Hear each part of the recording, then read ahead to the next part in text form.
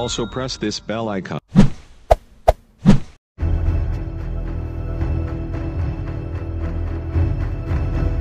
Ya, tentunya kunjungan ini merupakan satu kegiatan dalam rangka melihat kinerja, kemudian memberikan arahan kepada Dewan Kota. Nah, terkait tadi pertanyaan dari rekan TVRI, bagaimana kiat-kiat, ya, tentunya masing-masing Polres sudah ada target, ya, target yang sudah digariskan secara berjenjang. Dari Mabes Polri memberikan target ke Direktorat Reskrimum berapa perkara, kemudian di Polres-Polres juga berapa perkara per tahun yang harus diselesaikan. Ya, saya menyesuaikan saja bahwa target itulah yang harus bisa dituntaskan. Jadi ada perkara-perkara yang harus dituntaskan, ya. Karena saya masih baru, tentunya saya melihat permasalahan apa, kemudian apakah ada kasus-kasus yang sudah ditangani. Kalau misalkan ada kasus, ada kendala dan sebagainya, itu yang menjadi perhatian buat saya untuk bisa diselesaikan. Ya, karena saya yakin masing-masing daerah berbeda. Artinya beda, perkaranya beda, kendalanya juga berbeda. Belum lagi di sini masalah koordinasi dengan pihak kejaksaan juga harus ke Sumba Barat. Ya, hal-hal yang seperti itu yang perlu banyak dilakukan koordinasi. Prinsipnya bahwa saya berharap masing-masing Polres bisa menangani perkara-perkara terkait masalah tindak pidana korupsi itu sesuai dengan target yang sudah ditentukan mulai dari Mabes.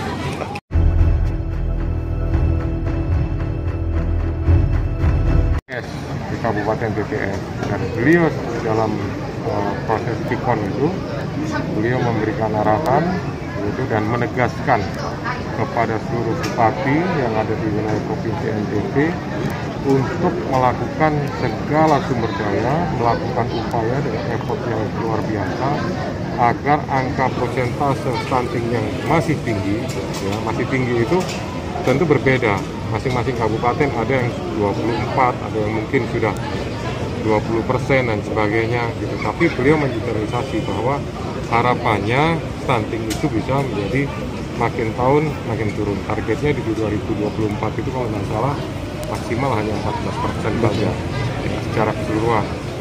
Kemudian bicara lagi masalah COVID, kemudian ada juga demam berdarah.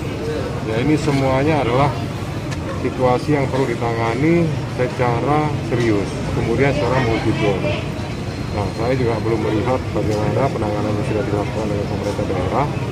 Prinsipnya, ya, masalah COVID kita sekarang itu sesuai dengan apa yang sudah diinstruksikan oleh Presiden.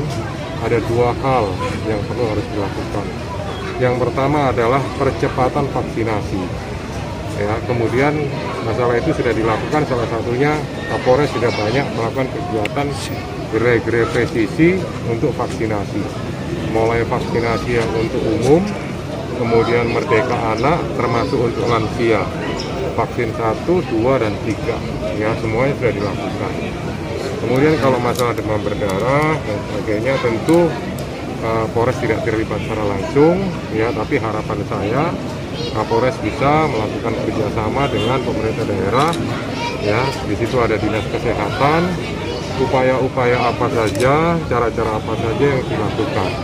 Nah, kalau ada kendala, ya, mungkin masalah keterlambatan biaya, anggaran terbatas dan sebagainya, itu kan bisa mungkin dikomunikasikan dengan dinas kesehatan provinsi. Ya, tidak ada hal yang tidak mungkin. Sesuatu kalau untuk urusan masyarakat itu menurut saya harus prioritas, harus utama, gitu ya.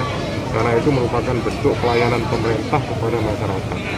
Ya, saya juga berharap tentunya pemerintah daerah Sumba Barat Daya bisa memprioritaskan pelayanan-pelayanan kesehatan itu kepada masyarakat. Karena apa? Kalau masyarakatnya sehat, ya, masyarakatnya nyaman, masyarakatnya aman, saya yakin semua aktivitas, semua kegiatan bisa berjalan dengan baik. Ya, tapi kalau kemudian ada masyarakatnya yang sulit untuk berobat, ya, kemudian mau mendapatkan fasilitas kesehatan juga susah, itu tentu akan menjadi sesuatu yang kurang baik dan dampaknya juga akan menyebar kemana-mana, meluas kemana-mana. Itu harapan dari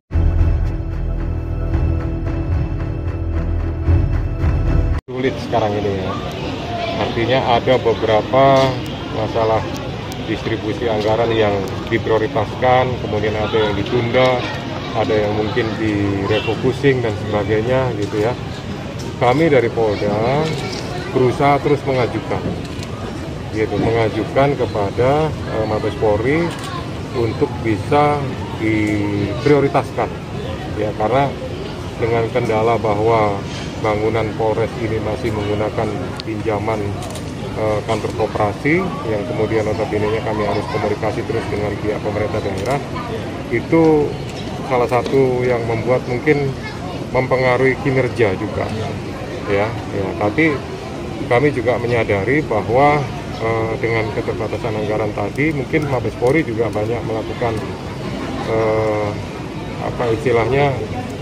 mana yang akan lebih diprioritaskan gitu ya. Tapi saya sudah beberapa kali menyampaikan kepada Karorena untuk polres-polres yang belum ada kantornya ya, mungkin kemarin sebenarnya sudah diajukan gitu, tapi ya karena refocusing itu kemudian menjadi tertunda. Masalah kemudian kapan dilaksanakan lagi ya tentu itu keputusan Mabes Polri, kewenangan sepenuhnya ada di sana.